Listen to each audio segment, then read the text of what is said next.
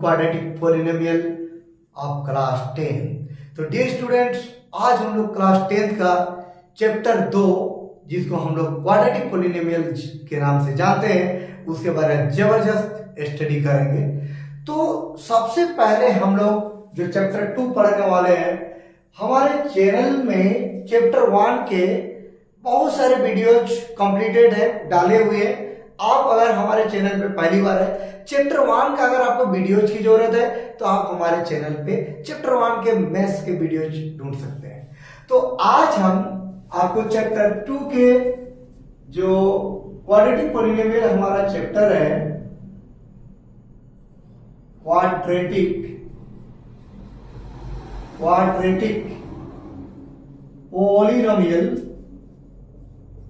Polynomial तो quadratic polynomial chapter हमारा है 2।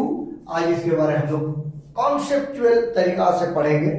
तो सबसे पहले हमें ये जानना है कि पॉलिनोमियल तो क्या होती है। भाई हम लोग बचपन से हम लोग अलजेब्रा क्लास 6 से पढ़ के आ रहे हैं पॉलिनोमियल के बारे में। तो पॉलिनोमियल जब हम लोग क्लास 6 से पढ़ के आ रहे हैं तो इसके बारे में बहुत सारा जानकारी हमारे पास पूर्व ज्ञान है, पहले से भी हम लोग बहुत सारे चीज के बारे में जानते हैं। बट तो पर भी हम स्टैंडर्ड फॉर्म लिखेंगे। तो स्टैंडर्ड फॉर्म जो हमारा पॉलिनोमियल का होगा, स्टैंडर्ड फॉर्म जो पॉलिनोमियल का होता है, तो पॉलिनोमियल का पहला लेटर हमारा p है और हम लोग वेरिएबल x लेके चलेंगे तो हमारा बन जाएगा p of x। Standard form लिखने का तरीका हो गया a नोट के साथ लेंगे x का पावर 0। ये हमारा नोट पढ़ाता है लेकिन ये हमारा पावर 0 है, और हम जानते हैं कि किसी भी नंबर का अगर पावर 0 हो तो 1 देता है, मतलब ये 1 देगा। 1 इंटू a नोट बराबर होगा a नोट। फिर हमारा a1 लेंगे तो x का पावर 1 होगा, फिर हम a2 लेंगे तो x का पावर 2 होगा, फिर a3 लेंगे तो x का पावर 3 होगा। ऐसे ये आगे बढ़ते रहेगा और ये हमारा कहां तक जाएगा हम कह नहीं सकते। हमने क्या किया, n ले लिया। अब यहां पे अगर हम बात करें वेयर, तो हमारा एक चीज है a to the power n, ये कभी 0 नहीं हो सकता है। a to the power n not equal to 0, कभी 0 नहीं होगा। ये हमारा स्टैंडर्ड फॉर्म हो गया पॉलिनोमियल का। यहाँ पे a0, a1, a2, a3 ये सब हमारे क्या हो गए, नंबर्स को रिप्रेजेंट कर रहे। नंबर्स 1 भी हो सकता है, -1 भी हो सकता है, 2 भी हो सकती है, 3 भी हो सकती है। a0, a1, a2, a3 ये नंबर्स को रिप्रेजेंट कर रहे, लेकिन a जो हमारा है ये कभी 0 नहीं होगा। अब बात हो रही है कि हमारे पास हम लोग जब अंडर 10 तक में पढ़ाई किए तो कभी हम लोग ऐसा फॉर्म नहीं मिला। तो ये फॉर्म जो हमने लिखा ये पूरे अपने बीएससी तक चलने वाले फॉर्म है। ये फॉर्म आपका पूरे बीएससी तक चलेगा बेटा। अब इस फॉर्म में आप एक चीज आप नजर लगा सकते हो कि हमने x का जो पावर लिखा है, ये पावर हमारा होल नंबर होता है। कभी भी पॉलिनोमियल का पावर, यहाँ पे x का पावर 0 था, पॉलिनोमियल का जो पावर होती है, पावर हमेशा आपका होल नंबर होगा। पॉलिनोमियल का पावर कभी फ्रैक्शन नहीं हो सकता, पॉलिनोमियल का पावर कभी नेगेटिव नहीं हो सकता है। ऑलवेज पॉलिनोमियल का पावर होल नंबर में होती है। अगर किसी पॉलिनोमियल का पावर होल नंबर ना हो तो हम 100% कह देंगे कि हमारा पॉलिनोमियल है ही नहीं। अब यहां तक आने के बाद टाइप्स अगर आप पॉलिनोमियल में जाते हैं, भाई टाइप्स ऑफ अगर पॉलिनोमियल, थोड़ा सा तो इंट्रो में दूंगा। टाइप्स ऑफ अगर हम पॉलिनोमियल में जाते हैं तो टाइप्स ऑफ पॉलिनोमियल में हमारा एक आता है जीरो पॉलिनोमियल। जीरो पॉलिनोमियल हम उसको मानेंगे जीरो पॉलिनोमियल। तो जीरो पॉलिनोमियल किसको कही जाती है, जीरो पॉलिनोमियल भी बोल सकते हो, इसको आप कांस्टेंट पॉलिनोमियल भी कह सकते हो, कांस्टेंट पॉलिनोमियल। अब जीरो क्यों कहा गया, जीरो इसलिए कहा गया क्योंकि पॉलिनोमियल का डिग्री हमारा 0 होगा। तो पॉलिनोमियल का अगर डिग्री 0 होगा मतलब यहां तक का बात हो रही है, यही तक का बात हो रही है। तो p ऑफ x बराबर हमारा a नोट का बात हो रही है। तो यहाँ पे हम अभी बताए थे कि a नोट के साथ x का पावर 0 मौजूद था, एक्स का पावर जीरो को हम हटा के भी लिख सकते हैं, क्योंकि किसी का भी पावर अगर जीरो रहता है तो एक देगा। तो ये हमारा पी ऑफ एक्स बराबर ए नॉट हो गया, इसका डिग्री हमारा जीरो है। और अगर किसी पोलिनोमियल का डिग्री जीरो है तो उसका जीरोज भी नहीं होंगे। तो जीरो पोलिनोमियल का number of zeros, number of, अगर हम जीरोज का बात करें तो नंबर ऑफ जीरोज बराबर जीरो होगा, क्योंकि जीरो पोलिनोमियल में एक्स का आप ऐसा कोई भी वैल्यू रख के आप जीरो नहीं कर सकते। फॉर एग्जांपल जरा मेरे बात पे आप गौर करिए कि अगर हम जीरो पोलिनोमियल का एक एग्जांपल लेते हैं और जीरो पोलिनोमियल का हम जो एग्जांपल ले रहे हैं पी ऑफ एक्स बराबर 7 है, आप इसको चाहे तो आप ऐसे लिख सकते हो, ठीक है, लिख सकते हो। एक्स की जगह पर आप ऐसा कोई भी नंबर बैठा दो और बैठा के ये पूरे वैल्यू को जीरो कर दो। जीरोज का मतलब क्या होता है, एक्स का वो वैल्यू जो हम पी ऑफ एक्स के जगह पर बैठाने पर पूरा वैल्यू जीरो होना चाहिए। तो आप एक्स की जगह पर ऐसा कोई नंबर नहीं बैठा सकते, आप बैठा के आप जीरो नहीं कर सकते। इसका मतलब एक्स का ऐसा कोई वैल्यू ही नहीं है जिसको आप यहां बैठा के आप जीरो कर सकते हैं। इसका मतलब हुआ कि जीरो जो पोलिनोमियल है उसमें एक्स का ऐसा कोई वैल्यू नहीं है जिसको बैठा के जीरो कर सकते हो। तो नंबर ऑफ जीरोज बराबर जीरो हो गई। तो नंबर ऑफ जीरोज मतलब जीरोज क्या चीज है, जीरोज एक्स का वो वैल्यू होती है जो एक्स के प्लेस पे बैठा के पी ऑफ एक्स के वैल्यू को जीरो किया जाता है। तो जीरो पोलिनोमियल में नंबर ऑफ जीरोज हमारा क्या होगा, नंबर ऑफ जीरोज हमारा क्या होगा, जीरो होगा। अब हम आगे बढ़ेंगे तो आगे हमारा क्वेश्चन कहता है कि लीनियर पोलिनोमियल के पास जाते हैं। तो लीनियर पोलिनोमियल जो हमारा है, लीनियर का मतलब हुआ कि लीनियर का मतलब ही एक होता है। देखो बच्चों, गणित का अपना एक लैंग्वेज होती है। तो लीनियर को गणित क्या समझता है, लीनियर को समझता है वन। लीनियर मतलब एक ही रेखा में, लीनियर मतलब वन।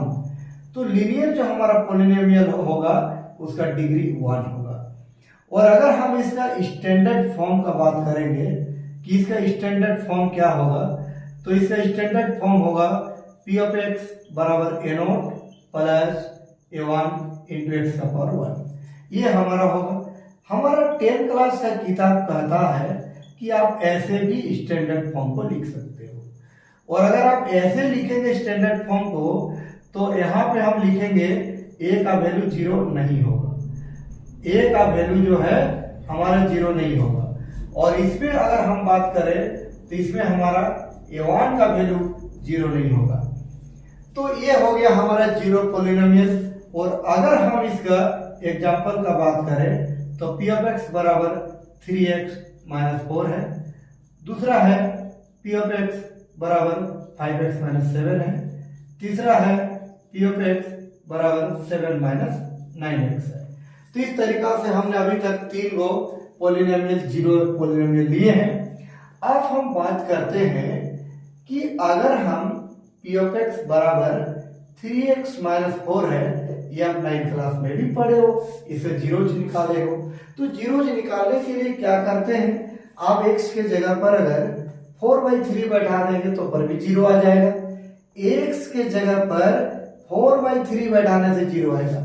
अब ये बात हो रही कि सर आप इतना कम समय में कैसे सोच लिए कि 4/3 बैठाना है। तो डियर स्टूडेंट, कितने मजेदार तरीका से मैं बता रहा हूँ। इस तरीका से यहाँ पे हमें बैठाना है, मतलब इसको पूरे सॉल्व करके 4 लाना है।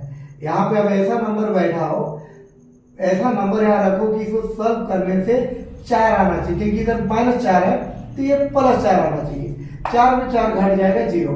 तो 4 लाने के 4 बैठा दिए और इस 3 को काटने के लिए 3 बैठा दिए, 3 कट जाएगी। तो इसका अगर जीरोज निकालेंगे तो 4/3 आएगी। तो 9th क्लास में आप कैसे पढ़े हो फॉर जीरोज निकालने के लिए आप पी ऑफ एक्स बराबर 0 लेके चले। तो 3x माइनस 4 इक्वल टू 0 लिए, तो 3x बराबर हमारा 4 हो गया, तो x बराबर हो गई हमारा 4/3। तो hence required zeros of P of x बराबर हमारा 4/3 होगी। रिक्वायर्ड जीरो जब पी ऑफ एक्स हमारा कितना होगी 4/3 होगी।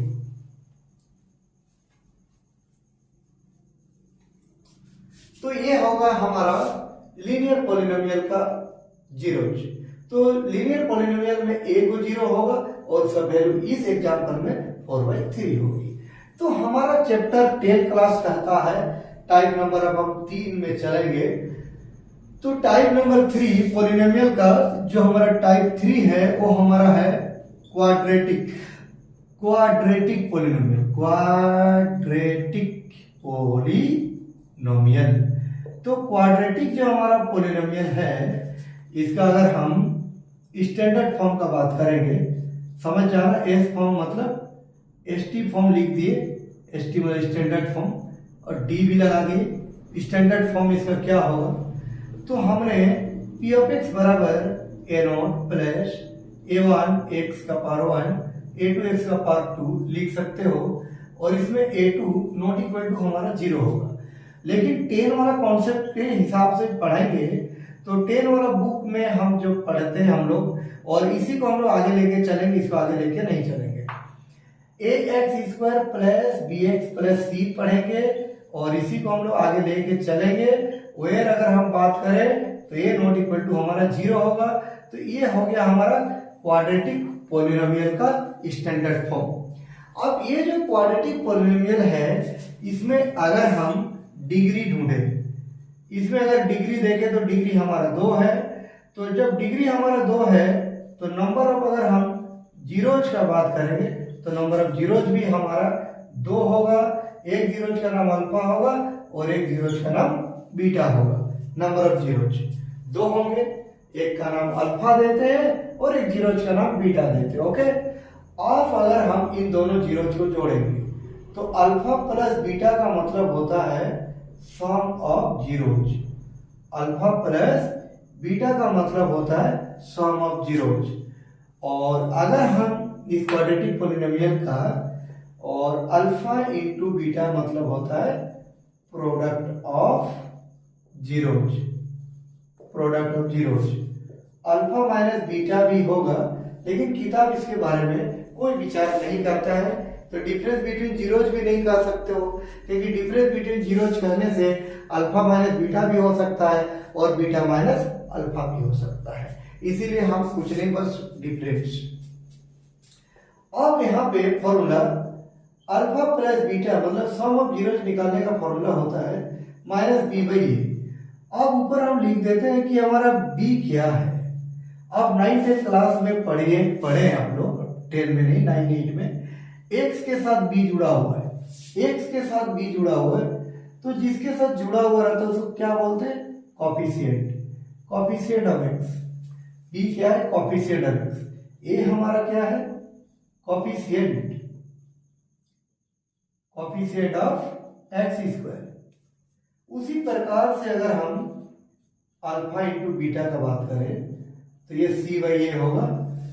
सी हमारा क्या हो गया, सी हमारा हो गया कांस्टेंट टर्म, और ये हो गया हमारा coefficient of x square, coefficient of x square. आप alpha plus beta, alpha into beta का वैल्यू तो जान गए, लेकिन अगर आपको अल्फा माइनस बीटा का वैल्यू भी जानना पड़े तो क्या हो सकता है। ये इंटू है बच्चों, ध्यान में रहे, इंटू है।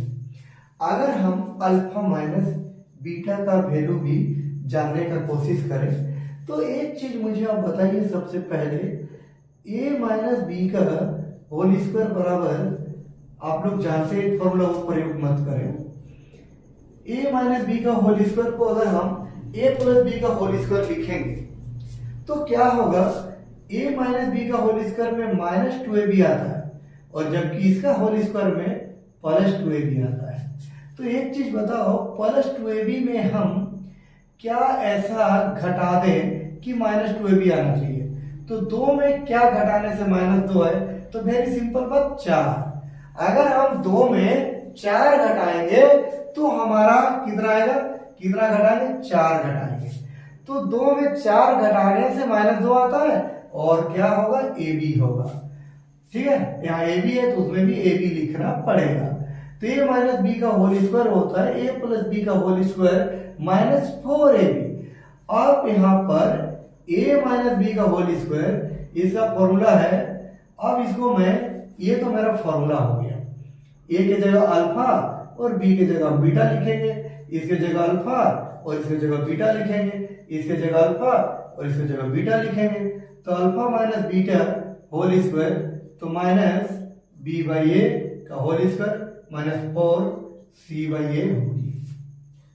अब हमारा अल्फा माइनस बीटा का whole square b square by A square 4c by a होगी। Alpha minus beta whole square b square by A square, नीचे अगर हम ए का स्क्वायर कर दें तो नीचे भी ए से गुना करना होगा और ऊपर भी ए से गुना करना होगा। ए स्क्वायर और ए स्क्वायर का अगर आप लोसो लेते हैं तो ए स्क्वायर ही रहेगा, बी स्क्वायर माइनस 4ac होगी।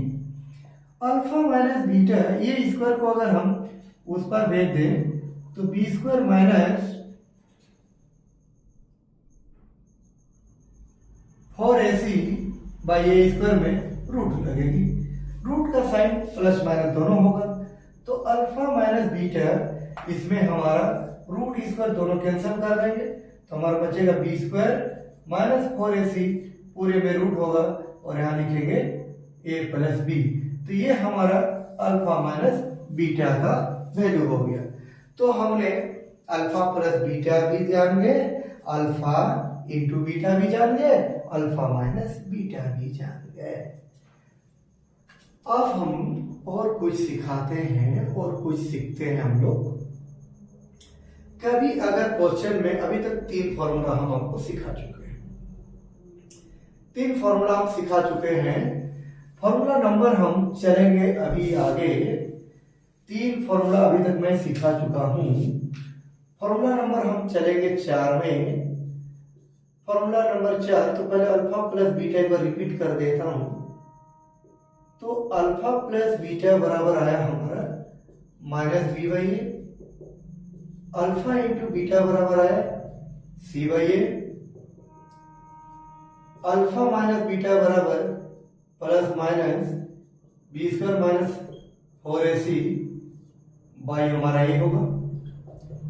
फिर आता है हमारा, अगर हम alpha square plus beta square जानना चाहते हैं, अल्फा स्क्वायर प्लस अगर हम बीटा स्क्वायर जानना चाहते हैं तो इसका क्या फॉर्मूला होगा, इसका फॉर्मूला होगा अल्फा प्लस बीटा का होल स्क्वायर। इसको अगर सॉल्व करोगे तो ए स्क्वायर ये मिलेगा, बी स्क्वायर ये मिलेगा, प्लस 2ab आएगा, तो अब माइनस 2ab ले लो, ये फॉर्मूला होगी अगर इसका देखना चाहते हैं। नेक्स्ट हमारा, अगर अल्फा क्यू प्लस अगर beta Q, alpha Q plus beta Q अगर है हमारे पास तो इसका क्या फॉर्मूला होगी, अल्फा प्लस बीटा का हम लेंगे होल क्यू।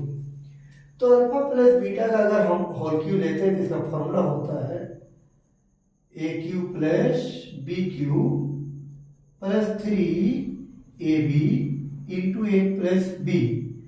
तो ये तो हमें मिल जाएंगे, ये भी मिलेंगे। तो हम क्या करेंगे, -3 alpha into beta plus alpha into beta, ये हमारा फॉर्मूला होगा। तो ये हमारा निकल गया एक चीज।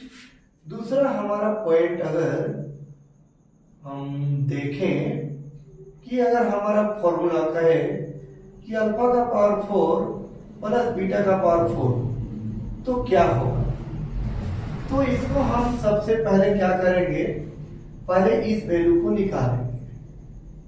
इस वैल्यू को निकालने के बाद हम क्या लिखेंगे, अल्फा प्लस बीटा स्क्वायर का होल स्क्वायर माइनस हम लेंगे 2 alpha square into beta square. उसके बाद होगा alpha square plus beta square whole square minus 2 alpha beta whole square. तो ये हमारा फॉर्मूला बनेगा। ये हमारा फॉर्मूला होगा।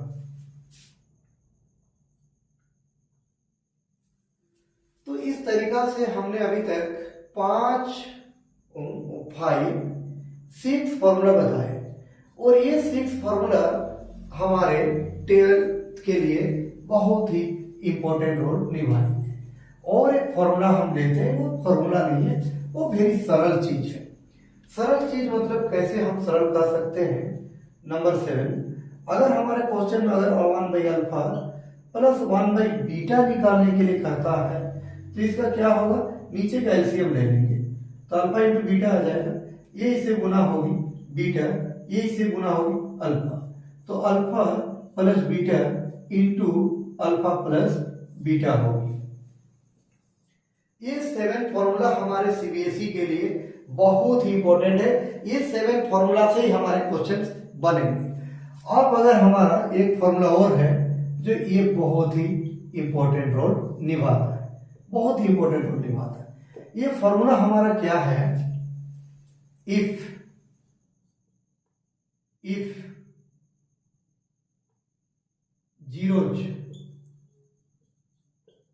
zeros alpha and beta of a polynomial, of a quadratic polynomial are given if zeros alpha and beta of a quadratic polynomial are given, then quadratic polynomial। तो हमारा जो क्वाड्रेटिक पोलिनोमियल होगा, quadratic polynomial निकालने का formula होता है k into x square, alpha plus beta मतलब sum of zeros, plus alpha into beta मतलब प्रोडक्ट ऑफ जीरोज। ये हमारा हो गया क्वाड्रेटिक पोलिनोमियल। जब हम लोग चैप्टर 4 में जाएंगे, चैप्टर 4 हमारा कहता है क्वाड्रेटिक इक्वेशन। तो अगर क्वाड्रेटिक इक्वेशन निकालने के लिए कही जाए, तो क्वाड्रेटिक इक्वेशन का फॉर्मूला होता है x square alpha plus beta plus alpha into beta. अब इक्वेशन है तो बराबर के बाद 0 लगाना होगा। ये हमारा चैप्टर 4 की कहानी है। अभी चैप्टर 2 में रहना है हमें। तो इतने सारे जो हमने फॉर्मूला बनाया, ये फॉर्मूला से ही बेस्ड आपके क्वेश्चंस बनेंगे। अब देखिए फॉर्मूला, ये फॉर्मूला से क्वेश्चन उतना तो खैर नहीं आने वाले हैं, लेकिन तो पर भी मैंने बना के रखा। जब alpha plus beta, alpha into beta, alpha minus beta क्यों ना हो, जब दोनों का वैल्यू पता है तो माइनस भी पता होना चाहिए। अल्फा स्क्वायर बीटा स्क्वायर का वैल्यू हो तो alpha cube beta cube, alpha का पावर 4 बीटा का पावर 4, इनका भी वैल्यू होना चाहिए। 1/अल्फा प्लस 1/बीटा, इनका भी वैल्यू पता होना चाहिए। तो इस प्रकार से हमने सारे को कंप्लीट कर लिया। अब हमारा चैप्टर 2.2 तक का क्वेश्चन बन जाएगा। अब 2.2 तक में क्या है, तो 2.1 तो हमने अभी तक विचार करा नहीं। अब 2.1 के बारे में थोड़ा विचार करते हैं। तो एक्सरसाइज हमारा 2.1 है। तो 2.1 में हमें ग्राफ देख के आंसर देना है। ग्राफ देख के आंसर देना है। ये हमारा एक्स एक्सिस हो गया, ये ओरिजिन हो गया, ये वाई एक्सिस हो गया, और ऐसा एक ग्राफ है। ये ग्राफ है हमारा y बराबर पी ऑफ एक्स। y बराबर जब पी ऑफ एक्स है तो हमें देखना है कि ये जो ग्राफ है, ग्राफ किसको कही जाती है, ग्राफ ये लाइन को कही जाती है, ये वाला लाइन y का जो ग्राफ है, y ये जो हमारा लाइन खींचे, ये हमारा ग्राफ हो गया। y बराबर हमारा क्या पी ऑफ एक्स है। ये जो लाइन है ये y एच को ना तो किसी x एच को यहां वेरिएबल देखना x है, y बराबर x, तो y बराबर हमारा पी ऑफ एक्स, तो वेरिएबल हमारा क्वेश्चन का x हो गया। तो ये जो ग्राफ है x एच को ना किसी पॉइंट पे टच किया और ना ही x एच को किसी पॉइंट पे इंटरसेक्ट किया। इसका मतलब हम लोग क्या लिखेंगे, सिंस ग्राफ y बराबर P of x, since graph y बराबर P of x does not intersect at any point. Since graph y बराबर p of x does not intersect at any point of x axis, x axis को किसी भी point पे intersect नहीं किया, therefore number of zeros of p of x equal to 0. ठीक है, number of zeros of p of x equal to 0. इस प्रकार के हमारे क्वेश्चन है. अगर हमारा y बराबर एक्स स्क्वायर लिखा है तो ये जो ग्राफ है ये हमारा पैराबोला का ग्राफ है. y बराबर जब भी एक्स स्क्वायर लिखा रहे तो ये हमारा पैराबोला का ग्राफ है. अगर इसका वैल्यू टेबल बनाएंगे तो जब आप x के जगह 0 रखेंगे तो आपको y वैल्यू भी 0 मिलेगा. यहाँ 0 रखेंगे तो y वैल्यू भी आपको क्या मिलेगा, 0 मिलेगा. तो अगर आप इसका ग्राफ बनाते हैं तो इसका ग्राफ जो है इस तरीका से आगे बढ़ेगी. तो ये हो गया हमारा पैराबोला का इस इक्वेशन का y बराबर एक्स स्क्वायर का ग्राफ. तो ये जो ग्राफ दिख रहा है ये हमारा क्या है, पैराबोला है. और ये पैराबोला केवल एक्स अक्ष को ओरिजिन पे टच किया है, इसीलिए इस ग्राफ का नंबर ऑफ, अगर हम जीरोज का बात करें तो नंबर ऑफ जीरोज हमारा कितना आएगा, 1 आएगा. नंबर ऑफ जीरोज कितना आएगा, 1 आएगा. लेकिन क्वेश्चन अगर हम ऐसा लेते हैं question y equal to X square minus 1. तो अगर आप x के जगह 0 रखते हैं, x के जगह अगर आप 0 रखेंगे तो 0 का स्क्वायर 0 होगा, 0 माइनस 1 होगा. तो ये मान लीजिए ये हमारा y वैल्यू है, तो x value 0, y value minus 1. ये हमारा x एक्सिस है और ये हमारा y एक्सिस है. ये ओरिजिन होगी. तो ग्राफ ऐसे बढ़ेगी आगे और ऐसे बढ़ेगी, y बराबर एक्स स्क्वायर माइनस 1. तो अभी हम लिख सकते हैं सिंस ग्राफ y बराबर p of x intersects x axis at two different points. Y over p of x intersect x axis at two different points. Therefore, number of zeros of p of x equal to 2. Number of zeros of p of x equal to 2.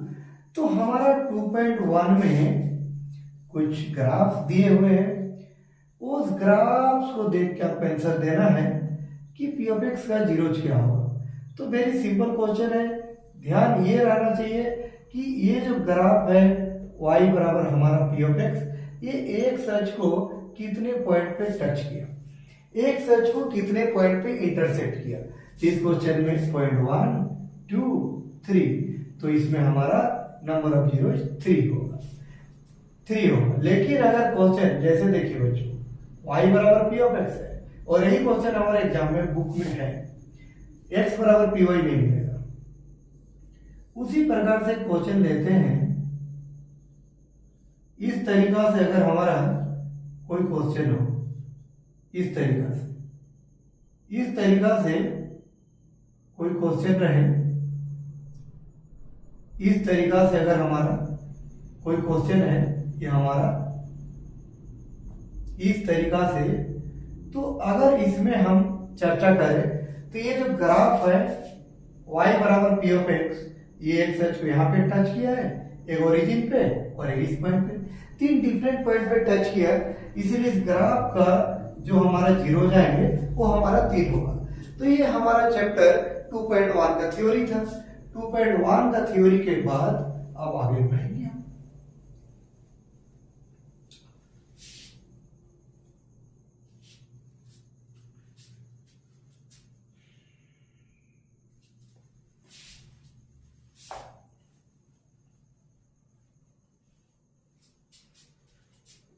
Exercise हमारा 2.2 है। पहले तो हम NCERT का question practice करेंगे। तो NCERT का पहला क्वेश्चन कहता है हमारा गिवन हमारा पॉलिनोमियल क्या है। क्वेश्चन कहता है कि सबसे पहले हमें जीरोज निकालना है और जीरोज निकालने के बाद फिर हमें रिलेशन भी चर्चा करना है कि जीरोज और कोएफिशिएंट के बीच क्या रिलेशन है, वो सब भी चर्चा करना है। तो सबसे पहले हम पॉलिनोमियल लेते हैं। तो हमारे गिवन पॉलिनोमियल है x² माइनस 2x माइनस 8।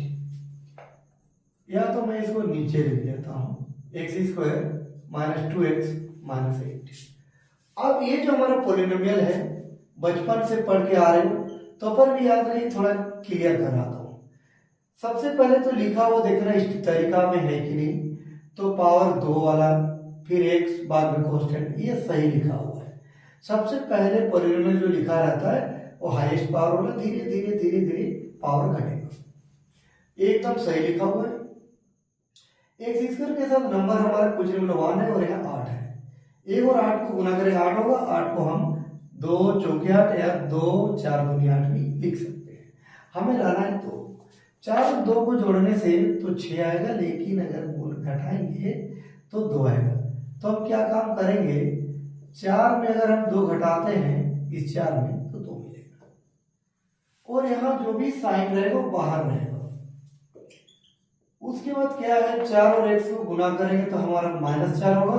ये माइनस और ये ब्रैकेट का मतलब हो गया गुना, माइनस गुना माइनस तो हमारा होगा क्या, प्लस -8। उसके बाद इन दोनों से हम x कॉमन ले लेंगे तो ऐसे बचेगा। फिर यहाँ से 2 कॉमन लेंगे तो x मेरा बचेगा और 2 चौके 8 होगी। दोनों के ब्रैकेट के अंदर हमारा सेम चीज है, x-4 यहाँ भी है, x-4 यहाँ भी है। और दोनों जगह जब सेम रहता है तभी पता चलना आपका दिमाग में आना चाहिए कि मेरा सॉल्यूशन सही है। जब हम इसको कॉमन कर देंगे तो क्या छोड़ के गया, x। जब ये बाहर गया क्या छोड़ के गया, 2। तो ये हमारा हो गया फैक्टराइज। अभी तक हमने फैक्टराइज कर दिया।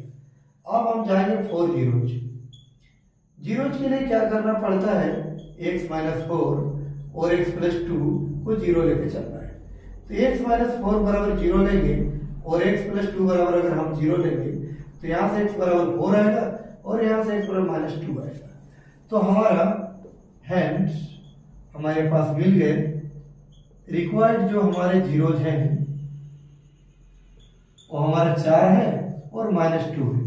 ये हमारा हो गया आंसर। ये हो गया जीरोज, ये हो गया 4 और एक -2। आफ्टर दैट हमें क्या करना है, अगेन अब हमें कुछ चर्चा करना है। अगर हमें क्या मिल गया, अल्फा का वैल्यू मिल गया, बीटा का वैल्यू मिल गया। उसके बाद हम लिखेंगे कोएफिशिएंट ऑफ x², जिसको a के नाम से जानी जाती है। कोएफिशिएंट ऑफ x जिसको हम लोग b के नाम से जानते हैं, और एक होता है कांस्टेंट टर्म, एक होता है हमारा कांस्टेंट टर्म जिसको हम लोग c के नाम से जानते हैं -8। अब हम क्या करेंगे, सबसे पहले फॉर्मूला में जाएंगे। फॉर्मूला क्या होता है हमारा, अल्फा प्लस बीटा मतलब sum of zeros minus b/a। तो अल्फा का वैल्यू है 4, बीटा का वैल्यू है 30 बराबर माइनस b वैल्यू है -2, ये वैल्यू है 1। तो प्लस माइनस माइनस 4 में अगर 2 घटाएंगे तो 2 बचेगा, माइनस गुना माइनस प्लस 2 बराबर 2। ये तो सही बात है, कोई चीज हम लिख सकते हैं ट्रू है। हैंस हमारा क्या हो गया, अल्फा प्लस बीटा बराबर -b/a। ये हमारा होगा प्रूफ। नेक्स्ट हम आगे बढ़े तो हमारा मिलेगा अल्फा इंटू बीटा, जिसको c/a कहा जाता है। अल्फा इंटू बीटा जिसको हम लोग c/a कहते हैं। तो अल्फा का वैल्यू 4 है और बीटा का वैल्यू -2 है। c का जो वैल्यू है -8 है, तो 4 गुना हो गया हमारा -8 बराबर -8। ये भी हमारा क्या है हुई चीज ये भी हमारा ट्रू है, और ट्रू होने की वजह से हेंस हम लिख सकते हैं कि अल्फा इंटू बीटा बराबर सी बाई ये भी हमारा क्या होगा, प्रूफ हो गया। तो अगर हम क्वेश्चन अगर कहता है कि ओनली जीरोज बताओ तो ओनली जीरोज भी बता सकते हो। अगर क्वेश्चन ओनली जीरोज कहता है तो ओनली जीरोज भी निकाल सकते हैं, और अगर कहता है जीरोज निकालिए फिर उसको वेरीफाई करिए कि जीरोज और कोफिशिएंट के बीच के जो रिलेशन है उसको प्रूव करिए, तो हम एक बार सम ऑफ जीरोज और एक बार प्रोडक्ट ऑफ जीरोज, यही हमारा बुक में प्रूव करने कहता है। तो ये दोनों हो गई। तो इस तरीका से हमारा एक्सरसाइज 2.2 में 6-7 क्वेश्चन है जिसको हम लोग इस तरीका से बना सकते हैं। अब आएंगे क्वेश्चन नंबर हम लोग 2 पे।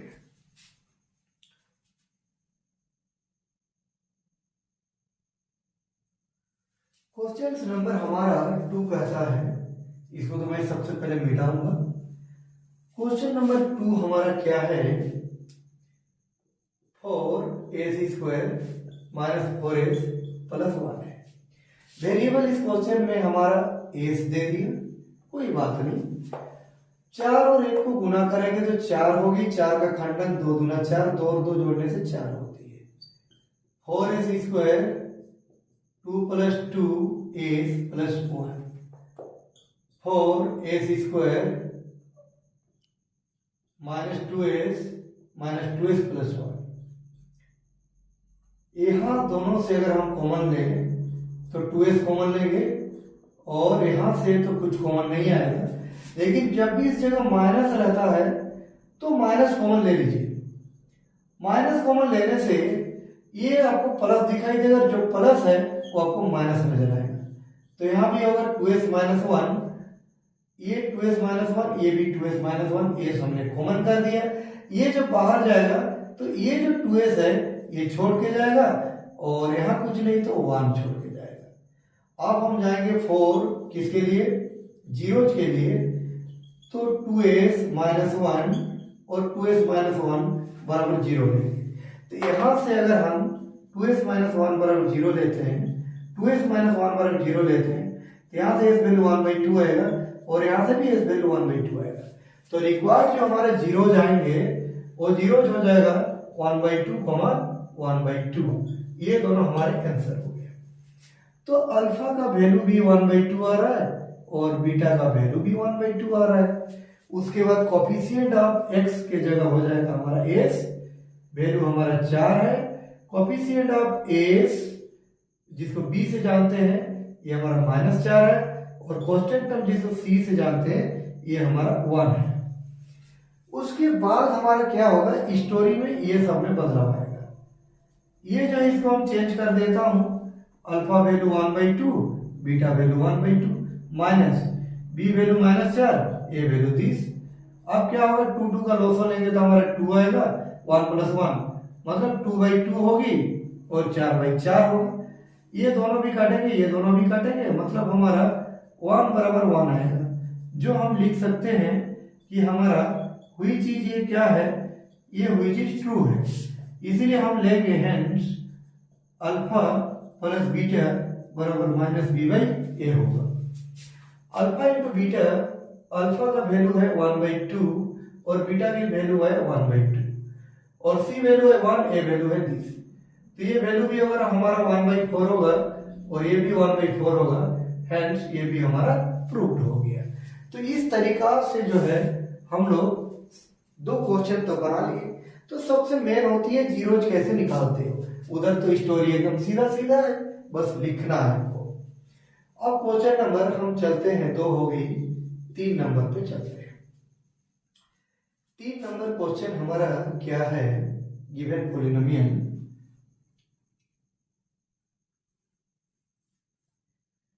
3 नंबर क्वेश्चन होगा 6x² - 3 - 7x। अब इसको हम क्या करेंगे, सबसे पहले स्टैंडर्ड फॉर्म में लिखेंगे, x को आगे कर देंगे, 3 को पीछे कर देंगे।